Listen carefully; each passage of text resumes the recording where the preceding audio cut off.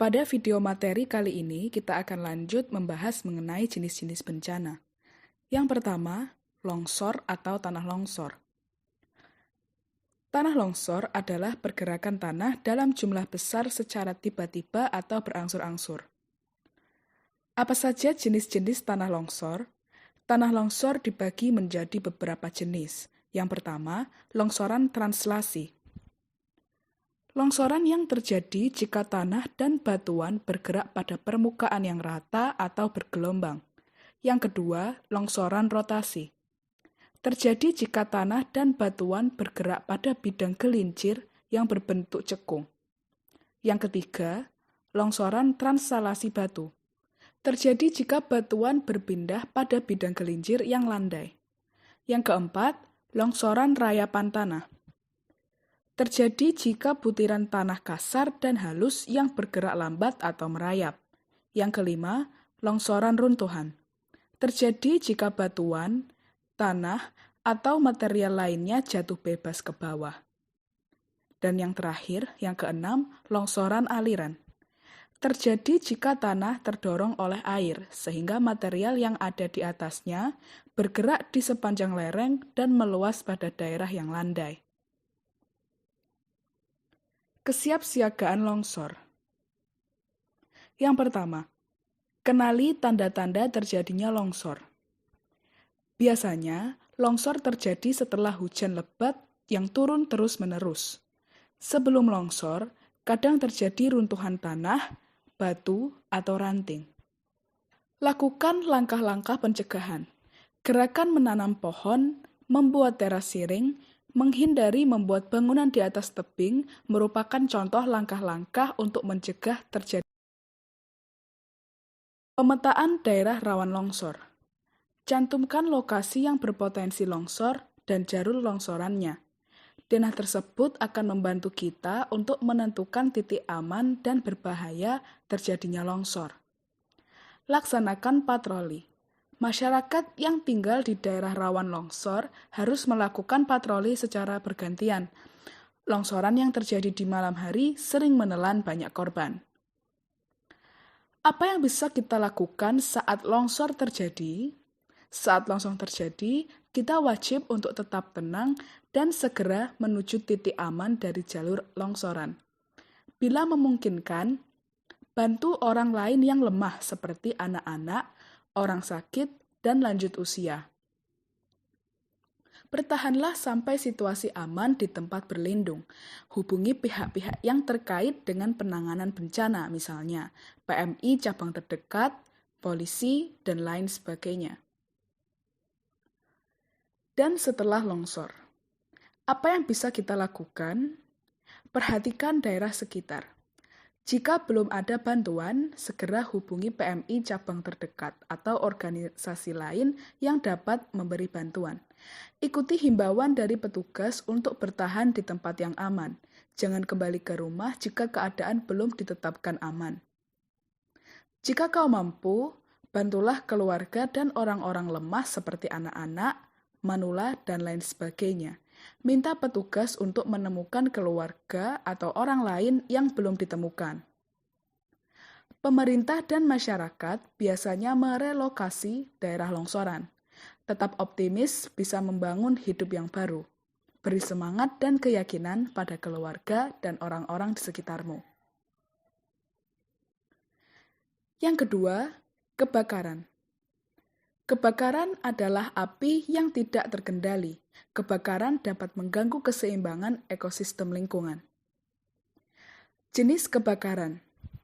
Kebakaran dibagi dalam beberapa kelas. Kelas A, B, C, dan D. Kelas A adalah kebakaran yang disebabkan oleh benda-benda padat. Yang kedua, kelas B. Penyebab kebakaran kelas B adalah benda-benda yang mudah terbakar. Kelas C, disebabkan oleh listrik dan bahan kimia kering. Dan kelas D adalah kebakaran yang melibatkan bahan bakar logam seperti titanium dan lain sebagainya. Waspada kebakaran. Api terjadi karena persenyawaan berikut. Yang pertama, sumber panas. Contoh, energi elektron, sinar matahari, reaksi kimia. Yang kedua, benda yang mudah terbakar. Contohnya, bahan-bahan kimia, minyak, dan gas. Dan yang ketiga, oksigen. Kadar oksigen di udara atau atmosfer adalah 20%. Untuk mencegah kebakaran, kita harus mengendalikan tidak terjadinya persenyawaan antara ketiganya. Tindakan apa yang tepat yang bisa kita lakukan saat terjadi kebakaran? Yang pertama, pahami jalan keluar atau pintu darurat dan letak apar atau tombol alarm kebakaran. Yang kedua, segera hubungi petugas penyelamat untuk mendapatkan pertolongan. Ketiga, jika terjebak dalam ruangan, tutup celah pintu dengan kain basah. Yang keempat, merangkaklah di bawah asap, bernafaslah pendek-pendek. Dan yang kelima, minta pertolongan. Beritahukan posisi di mana kamu berada. Tahukah kamu cara menggunakan apar? Agar mudah mengingatnya, kita bisa menyingkatnya dengan PASS, P-A-S-S.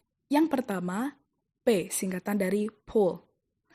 Tarik pin hingga segel putus atau terlepas. Pin terletak di atas tabung apar. Tanpa menarik pin, kita tidak bisa menekan handle sehingga isi tabung apar tidak akan keluar. Yang kedua, A, aim. Arahkan nozzle ke arah pusat api. Yang ketiga, S, squeeze. Tekan handle untuk menyemprotkan isi tabung. Dan yang terakhir, sweep. Sapukan nozzle yang kita pegang ke kiri dan kanan api. Pastikan apar yang digunakan merata dan mengenai sumber api. Api adalah penyebab utama luka bakar. Terlebih jika kita terkena musibah kebakaran, kita sering menemui luka bakar. Bagaimana cara menangani luka bakar? Pertolongan pertama, luka bakar. Yang pertama, pada luka bakar yang baru, siramlah dengan air mengalir. Kedua, bersihkan luka dengan sabun anti kuman atau NaCl, air garam, untuk mensterilkannya. Yang ketiga, balut luka dengan kasa steril. Keempat, jika luka melepuh dan tidak pecah, bisa juga tidak dibalut. Kelima, segera minta pertolongan dokter. Perlu diingat, jangan sekali-kali membubuhi odol, mentega, kecap, dan lain-lain pada luka bakar. Karena pada luka bakar, hal tersebut justru akan menambah kerusakan sel. Bagaimana cara menghindari musibah kebakaran? Mari mencegah kebakaran. Yang pertama, yang bisa kita lakukan, pastikan mematikan kompor dan alat-alat listrik setelah selesai digunakan. Yang kedua, periksa secara teratur bila ada kabel yang terkelupas. Yang ketiga, sebelum tidur atau keluar rumah, pastikan kompor atau alat-alat listrik yang tidak perlu sudah dimatikan. Yang keempat, simpan bahan-bahan mudah terbakar dengan terlindung dan jauh dari sumber api. Yang kelima, letakkan kompor gas di ruangan yang ventilasinya bagus sehingga terjadi pertukaran udara. Yang keenam, jangan memasang stop kontak bertumpuk-tumpuk. Kabel yang panas dapat menimbulkan percikan api. Yang ketujuh, jangan membakar sampah di tengah terik matahari atau saat angin bertiup kencang. Dan yang ketiga, bencana kekeringan. Kekeringan adalah matinya sumber-sumber air. Bencana kekeringan terjadi ketika ketersediaan air jauh di bawah kebutuhan makhluk hidup. Apa saja penyebab kekeringan? Ada dua penyebab kekeringan. Yang pertama, faktor alamiah. Yang kedua, faktor non-alamiah. Faktor alamiah meliputi yang pertama, rendahnya curah hujan. Kedua, kemarau lebih panjang dari biasanya. Yang ketiga, kurangnya pasokan air permukaan dan air tanah. Faktor non-alamiah. Yang termasuk faktor non-alamiah penyebab kekeringan yang pertama, ketidakpatuhan terhadap aturan. Kedua, perusakan kawasan tangkapan air. Ketiga, penebangan pohon. Keempat, pengembangan pemukiman.